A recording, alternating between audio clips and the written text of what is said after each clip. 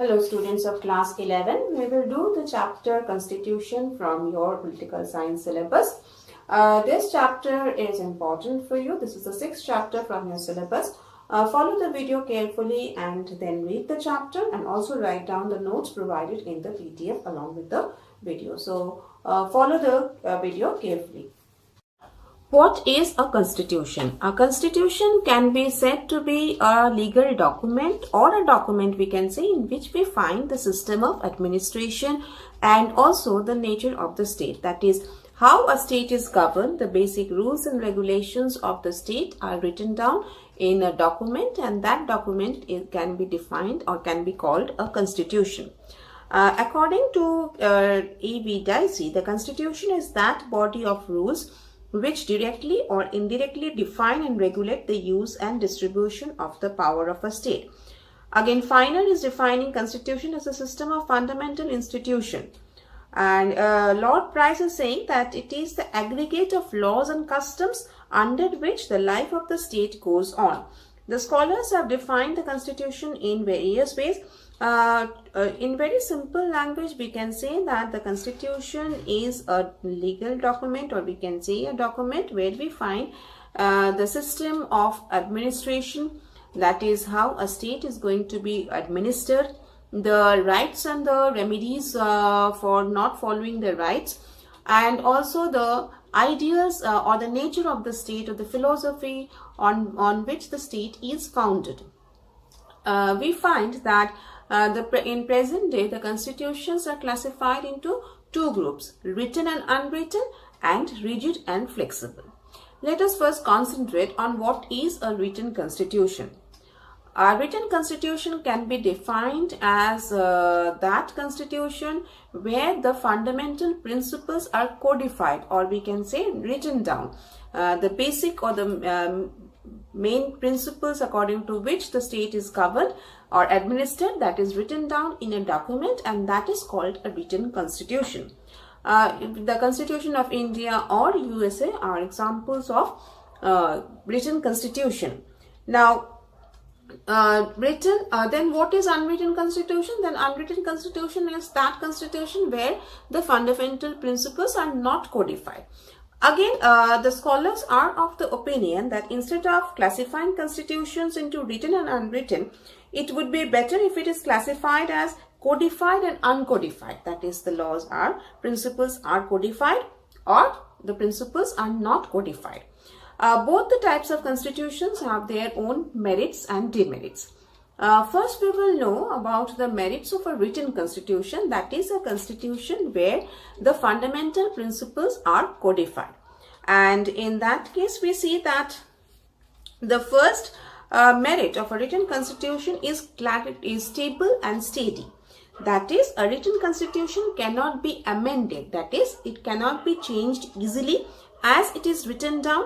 And as a result of it, it is stable, it is steady. That means it cannot be changed according to the wish of those who are administering or according to the wish of the people. So the constitution is stable and steady, and it can only be amended, it can only be changed by following a specified constitutional method. Means anybody cannot change it, it has to be changed according to a procedure laid down by the constitution itself. The second merit of a written constitution is that of clarity and definiteness. What do we mean by that? That is, a written constitution is drafted with care and deliberation. That is, when a constitution is written or codified, it is done with a lot of care and deliberation. Means a lot of things are considered, are taken into consideration, and then the constitution is made. So everything is clearly written down. It is definite. There is no possibility or uncertainty. Nothing is uncertain in it, as it is written down, and it has been written down after a lot of deliberations. So we find that the principles are clearly stated, and there is no chance of any kind of uncertainty. Third merit of a constitution, of a written constitution, is that a federation cannot work with an unwritten constitution. A federal form of government must have a written constitution. For example, USA is a federation, it has a written constitution. India is also a federation where we find that the constitution is written down. That is, if in a state we find that it is divided into units and there are two sets of government looking after the entire state, then there the constitution must be written down, otherwise there will be problem in the distribution of power among the two sets of government, and in that case that will not be good for the state. So a written constitution is absolutely necessary for a federation. Again, we say that it is the essential of democracy. What does democracy mean? Democracy means that is the people are having their rights, liberty and equality, and the constitution of a democratic state contains these rights, liberties and equality of the people, and only a written constitution can ensure that these democratic principles are followed, because it is written down, and the constitution can also incorporate or can also add the remedies if the rights are not properly given to the citizens. So it is essential for a democratic state to have a written constitution. In that case, the people will be able to enjoy their rights and liberties. Another merit of a written constitution is said to be that it reflects public opinion, as a written constitution is adopted by the representatives of the people in a constituent assembly. That is, first the opinion of the people of the state are taken, then the constitution is written down. So it reflects the opinion of the people of the state, that is what they want, and that is also a democratic feature, we can say. And again, with that we can say, as the written constitution cannot be easily changed or amended, so it is free from any kind of impact of temporary popular passion and pressure. That is, temporarily something is people wants, then the constitution is changed, afterwards the people feel in a different way, then again the constitution is changed again. These kinds of problems do not arise in case of a written constitution, and that is in a way good for the state.